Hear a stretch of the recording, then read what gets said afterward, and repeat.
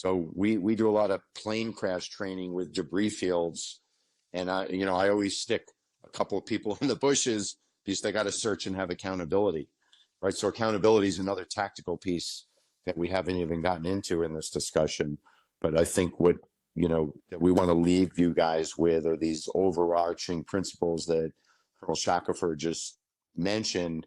And I think those should be the 4 or 5 pillars of how we go forward and teach and then run exercise. I just want to get my head wrapped around, this concept of triage in such a dynamic and incredibly difficult environment.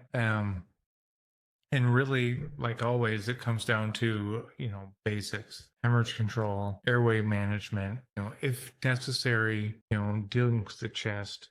But, essentially time is the big triage decision maker. And then it's kind of like a nicety on top of things. If you're able to get somebody out, choose wisely who gets to go to the surgeon, because it's going to be like a very few. Yeah, and I think it's really important, again, when we train young operators, that these are not perfect decisions. And again, if you're not putting people in hospitals, they are not intuitively going to know stable and unstable.